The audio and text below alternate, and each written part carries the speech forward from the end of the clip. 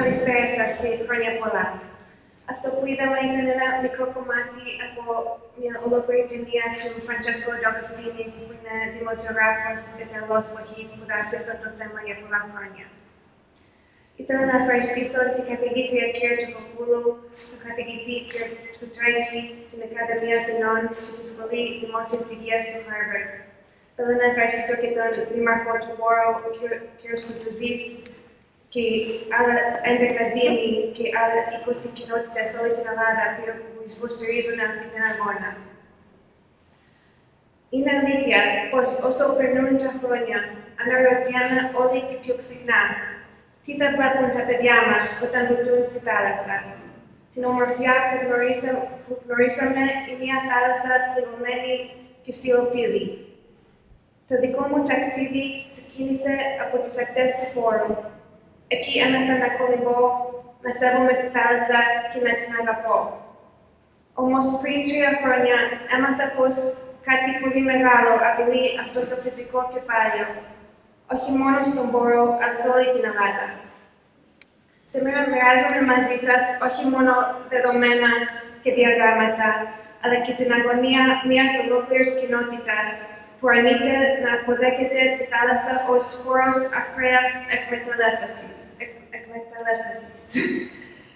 Η Αργεντινή μπορεί να απαγορεύσει την εκτροφή σολομού σε ανοιχτούς δικτυοκλωβούς και η πολιτεία της Washington και η British Columbia να νομοθετήσουν να βγάλουν τη ιδιοτροφία από στη στεριά, προστατεύοντας τη θάλασσα. Γιατί όχι η Ελλάδα? Ας δούμε τι μας λένε τα δεδομένα και οι αξίες μας. Επιτρέψτε μου τώρα να μιλήσω στα αγγλικά για το επιστημονικό μέρος της παρουσίασης. Agriculture in Greece is at a crossroads. While production has reached 130,000 tons, job creation has stagnated over the past decade. Despite hundreds of millions of subsidies, we've seen high-profile bankruptcies and loan defaults. Over 70% of the industry is now owned by foreign conglomerates. Yet the push continues for mass expansion based on the belief that greater scale will fix the fiscal troubles. 20% of existing fish farms between western Greece to the Saronic Gulf are abandoned today. But when fish farms fail, who takes the risk?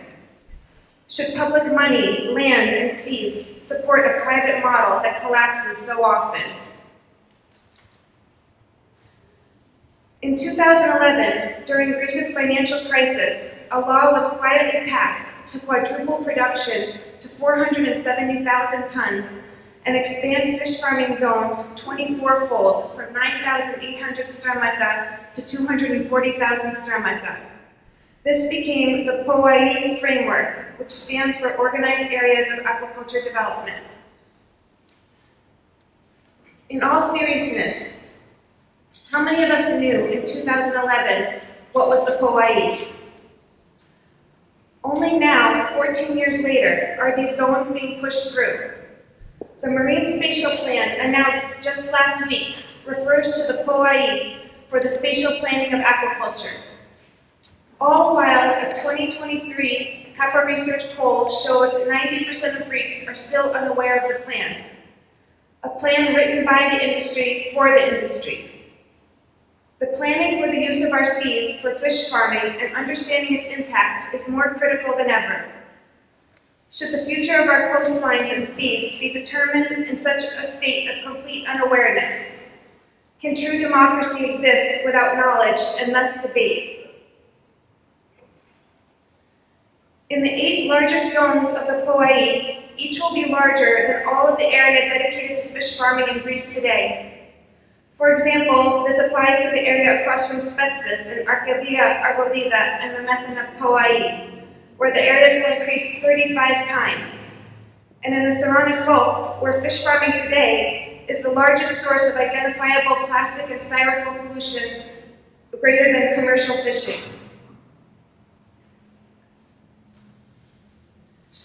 In western Greece alone, in the Ithaca, Oxia, Echinades, Etholocarnania, and Ambrakikos areas, 3 poais in Natura protected zones are set to produce more sea bass and sea bream than Spain, Italy, and Cyprus combined.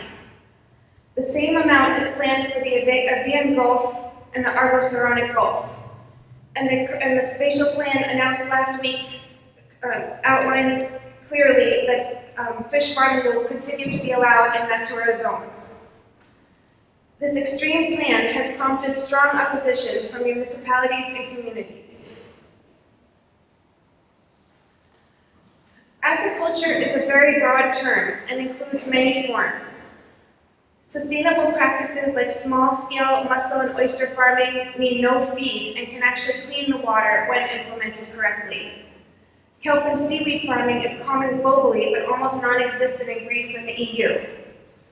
Other low-impact systems include recirculating aquaponics and traditional marshland or rice paddy fish farming, similar to what existed for a long time in Amarante Coast and still exists in a small amount today. Alternatively, intensive exploitive models focus on carnivorous species like salmon, sea bream, and bass.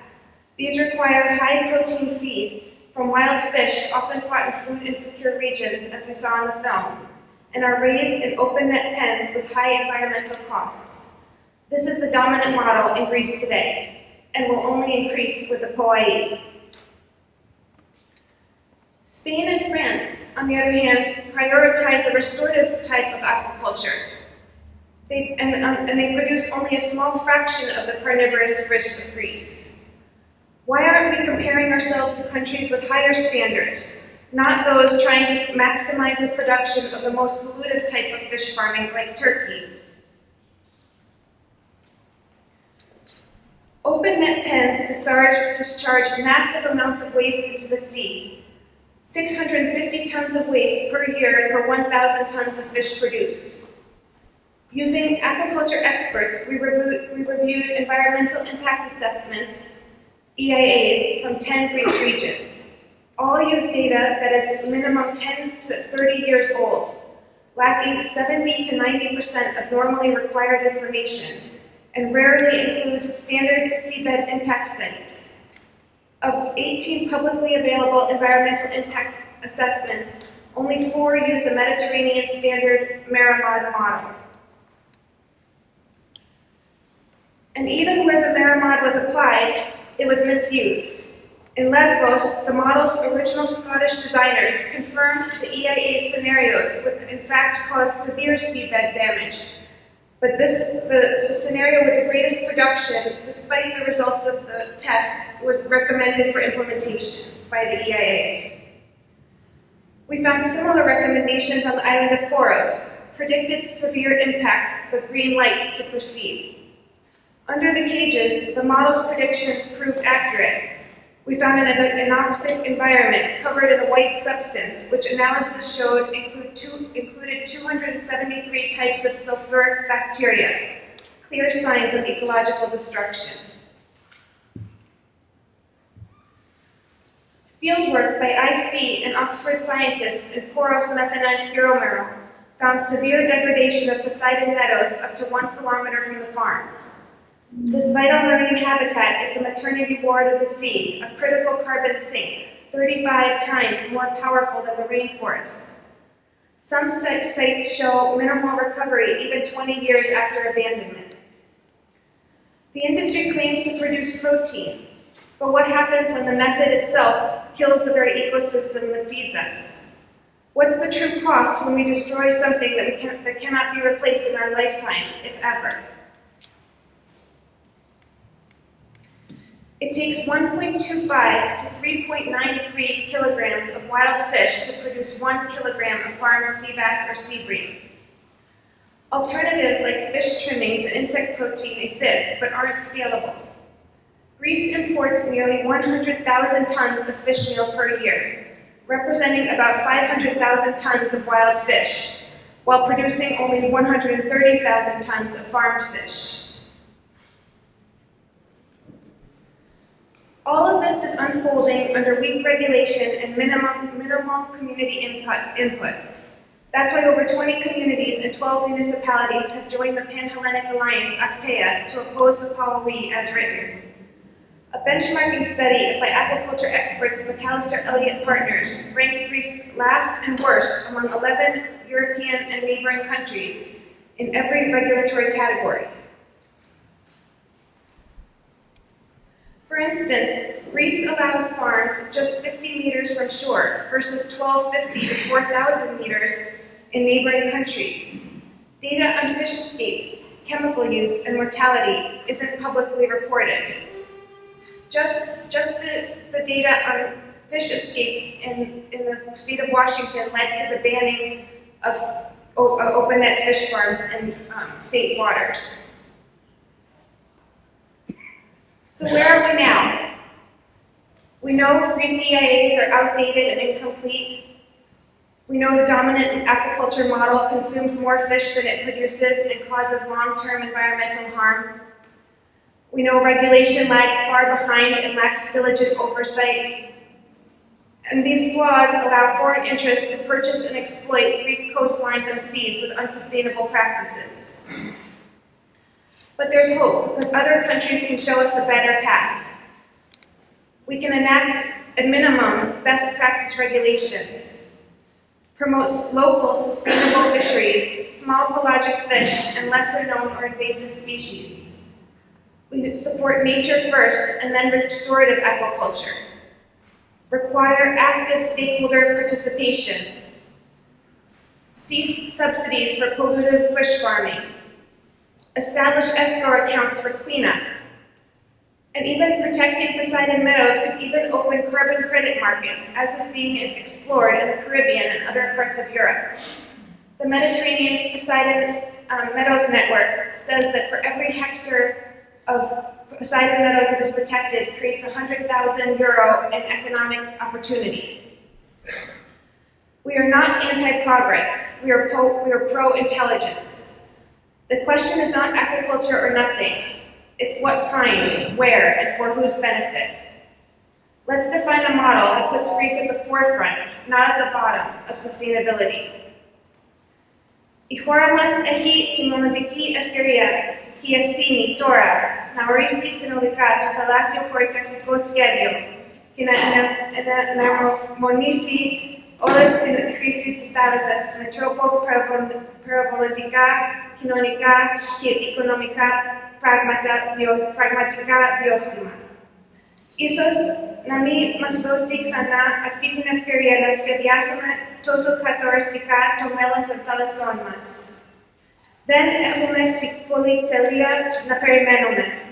Τα στοιχεία είναι ξεκάθαρα, οι ευκαιρίες περιορισμένες και οι συνέπειες μη αναστρέψιμες. Η Ελλάδα αξίζει μια άλλη πορεία.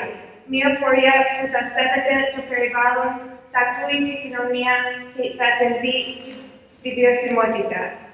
Και αυτό πρέπει να γίνει τώρα. Να μην είμαστε η γενιά που γυρίζει στην πλάτη στο μέλλον. Να είμαστε εμείς που θα διορθώσουμε ένα μεγάλο λάθος. Σας ευχαριστώ πολύ.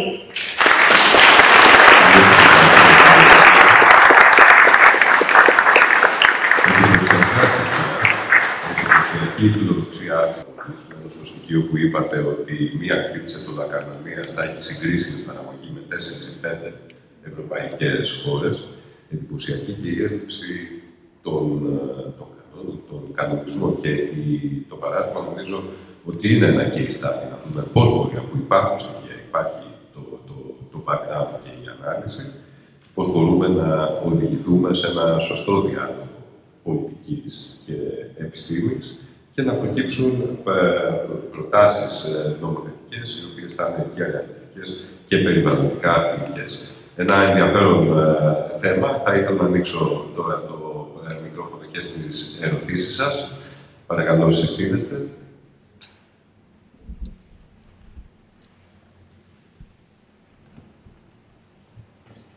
Ευχαριστούμε.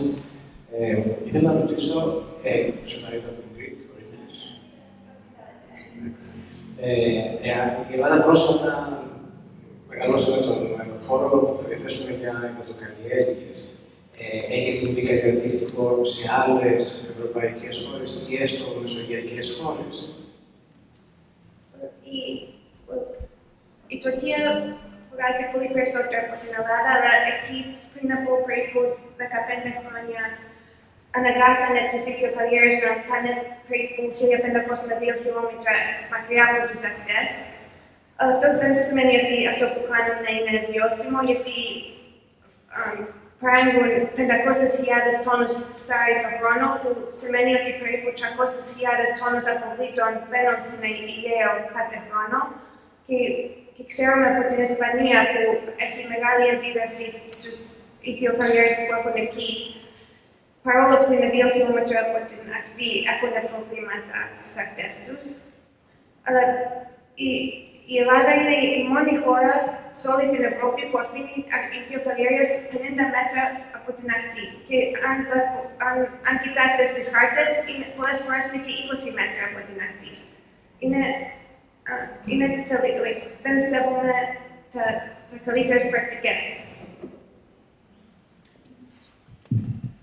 Άλλη ερώτηση, παρακαλώ.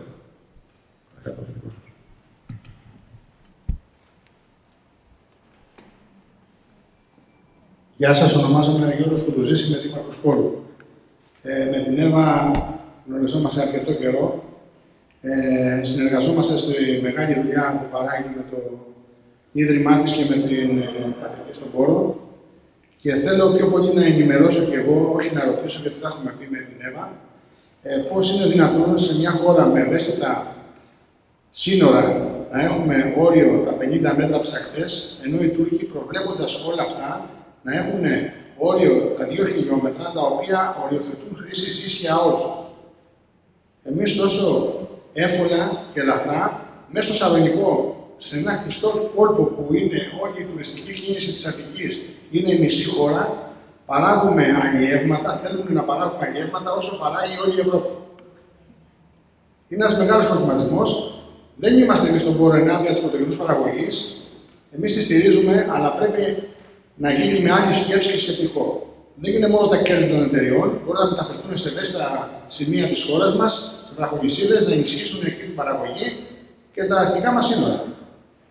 Εμείς στον Πόρο έχει γίνει δημοσκόπηση επίσημη, το 90% των κατοίκων δεν τα θέλουν, δεν μας ρωτάει κανείς και βαδίζουμε την φροσούρτη, το λέω λαϊκά, να πάμε για μια υλοποίηση ενός πράγματος που θα καταδικάσει τον τόπο μας. Το ίδιο πιστεύω συμβαίνει και στις άλλες περιοχές της Ελλάδος. Σας ευχαριστώ. Να ρωτήσω ότι υπάρχει κάποια ανοιχτή διαδικασία κοινωνικού διαλόγου ή κάποια άλλη τέτοια διαδικασία στην οποία μπορεί η τοπική κοινωνία να τοποθετηθεί μαζί με τους επιστήμονες απέναντι στις ή μπροστά σε ένα ενδεχόμενο αναθεώρηση του νομοθετικού πλαισίου. Διαχρονικά, το 2011, όταν ανακοινώθηκε αυτή η πρόθεση, τότε κυβέρνηση και συνεχίζεται με όλες τις κυβερνήσεις, όλες οι δημοτικές αρχές και πριν από μένα με διαδοχικά ψηφίσματα δεν το θέλουν, το έχουν καταδικάσει, έχουν ψηφίσει αρνητικά, έχουν μεταφέρει τα ψηφίσματα αυτά και εγώ, 1,5 χρόνο τώρα, στα αρμόδια υπουργεία και με πολιτικές παρεμβάσεις προσπαθούμε να καταλάβουν αυτό που για μας είναι ευνόητο και εύκολο να το καταλάβουν, όπως είπαν και προλαλήσαντες για άλλα ζητήματα, να καταλάβουν οι πολιτικοί, τις κοινωνίες και να δώσουν λύσεις. Επειδή είπατε με πολιτικές παρεμβάσεις και επειδή αναζητούμε τώρα τρόπους που θα μπορούσαμε αυτό το δημόσιο διάλογο να το αναβαθμίσουμε με κάποιο τρόπο. Άρα δεν είναι παίρνω ένα γνωστό φίλο ή ομόστατο πολιτικό για να προωθήσει το θέμα μου. Έχετε αισθανθεί ότι υπάρχουν θεσμοθετημένες διαδικασίες ώστε αυτά τα ψηφίσματα να πάνε στο επόμενο στάδιο του διαλόγου επιστημόνων πολιτικών, ή είναι το τηλέφωνο που θα χτυπήσει ή θα απαντήσει? Όχι, έχω κάνει σαν δήμαρχος πολιτικές παρεμβάσεις στο Υπουργείο Περιβάλλοντος και σε άλλα στην αρμόδια υπουργεία. Έχω καταλάβει ότι δεν υπάρχει θεσμοθετημένο πλαίσιο που να αναιρεί αυτό που πάει να συμβεί, τουναντίον το αντίστροφο συμβαίνει. Χωρίς να υπάρχει κοινωνική έγκριση και αποδοχή, πάνε να πραγματοποιήσουν κάτι το οποίο δεν πρέπει να γίνει. Γι' αυτό πρέπει, όπως είπατε, να δοθεί μεγαλύτερη ένταση και δημοσιότητα, ώστε να συμβεί αυτό που πρέπει. Μάλιστα. Σας ευχαριστώ πολύ για την παρέμβαση. Υπάρχει άλλη ερώτηση? Παρακαλώ, κύριε. Ευχαριστώ πολύ. Φιλιππίνης ονομάζομαι. Πρώτα απ' όλα θέλω να ευχαριστήσω την Αντουζίνα για την εξαιρετική παρουσίαση. Εμείς επειδή δουλεύουμε στον χώρο αυτό της έρευνας για τις πτώσεις των ιδιοτροφίων, στον ελλαδικό χώρο, θέλω να πω ότι είναι απολύτως σωστά αυτά. Μπορούμε να πούμε πολύ περισσότερα, έτσι. Δηλαδή αυτό είναι ένα μέρος της αλήθειας. Εμείς από την πλευρά μας, έχοντας ελέγξει στον ελλαδικό χώρο περισσότερα από 150 σημεία ηχθειοκαλλιεργητικής δραστηριότητας, σε όλο το Ιόνιο, το Ναυροϊκό, το Πατραϊκό, το Σαρδικό και το Κορινθιακό, μπορώ να σας πω έτσι πολύ σύντομα τι σημαίνει και από πλευράς ρήμανσης του λιμνικού. Είναι από στερεά απόφυτα και από άλλα πράγματα τα οποία διαρρέουν. Στις έρευνες που έχουμε κάνει και οι οποίες έχουν παρουσιαστεί και στην υποεπιτροπή υδατικών πόρων της Βουλής, αυτό που είναι ξεκάθαρο είναι ότι πρώτα απ' όλα έχουμε το πρόβλημα των εγκαταλειμμένων ηχθειοτροφίων, όπου εκεί, αν ψάξει κανείς να δει τι γίνεται με αυτές τις μονάδες, που είναι πάρα πολύ στον ευρωπαϊκό χώρο, θα καταλάβει ότι εκεί έχουμε ένα αδιέξοδο. Εταιρείες ηχθειοκαλλιεργητές εγκαταλείπουν την εγκατάσταση και μένει για χρόνια διαρρέοντας επικίνδυνα υλικά στο περιβάλλον και κανείς δεν μπορεί να τις αγγίξει. Χρειάζεσαι ακόμη και για να κάνεις δουλειά αποκατάστασης εκεί, ειδικές άδειες. Μέχρι να γίνουν αυτές οι άδειες, ρηπαίνουν. Έχουμε τα ενεργεία ηχθειοτροφία, όπου από την δική μας συστηματική δουλειά προκύπτει ότι μόνο ένα 33%, το 1/3 δηλαδή ουσιαστικά, των μονάδων ακολουθούν καλές πρακτικές στη διαχείριση υλικών και εξοπλισμού. Οι υπόλοιποι είναι από το μέσο και κάτω, που ακόμη και το μέσο για μας, το μέτριο, είναι κακό. Και φυσικά έχουμε όλες τις καινούριες μονάδες, οι οποίες θα βγουν μαζί με τις παλαιές σε ένα καθεστώς αυτοδιαχείρισης, τη στιγμή που μέχρι σήμερα ακόμη και το κράτος δεν μπορεί να τους βάλει σε μια τάξη. Και τέλος, πρέπει να δούμε λίγο τι συμβαίνει και με μια μεγάλη επίπτωση των πολύ κοντινών αποστάσεων στις ακτές, αλλά και του μικρού βάθους στα οποία δραστηριοποιούνται τις μονάδες, όπου η απουσία ρευμάτων σημαίνει τι? Ότι λόγω του υπερπληθυσμού έχει παθογόνα. Πάρα πολλά παθογόνα, τα οποία διαρρέουν και επιμολύνουν άλλους πληθυσμούς. Να σας διακόψω. Δεν αμφισβητούμε καθόλου που ούτως ή άλλως υιοθετούνται οι αρνητικές επιπτώσεις των ηχθειοτροφίων. Προσπαθούμε σε αυτή την εκδήλωση να εντοπίσουμε με ποιο τρόπο αυτό το οποίο διαπιστώνεται μπορεί χωρίς φόβο και χωρίς πάθος να περάσει στο επόμενο βήμα, στο να γίνει δηλαδή μια συζήτηση θεσμική και να καταλήξει σε κάποιες αποφάσεις, σε κάποιες νομοθετικές πρωτοβουλίες, είτε σε εθνικό επίπεδο, είτε σε τοπικό επίπεδο.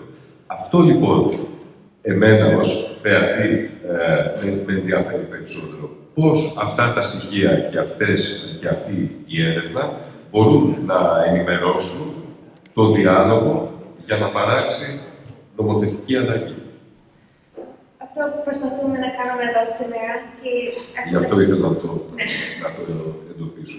Και νομίζω αυτό που είχε πει ο κ. Σκουτράκης για το κλιματική αλλαγή και πολλές φορές νιώθουμε ότι δεν μπορούμε να βοηθήσουμε σε αυτό να αλλάξουμε κάτι και φαίνεται πολύ μεγάλο.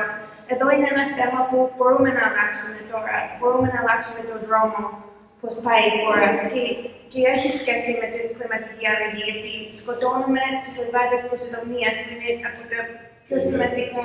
Είναι το επόμενο μας θέμα αυτό, νομίζω ότι πηγαίνουμε με μια συνάφεια. Ναι, νομίζω έχουμε πολύ σημαντική και μοναδική ευκαιρία τώρα να αλλάξουμε τον δρόμο που παίρνει η Ελλάδα σε αυτό το τομέα που μολύνει τις θάλασσές μας. On your cue, στα λιβάδια της Ποσειδονίας, θα καλέσω τώρα τον κύριο Δημήτρη Πουρσανίδη, ειδικό επιστήμονα στο Ίδρυμα Τεχνολογίας και Έρευνας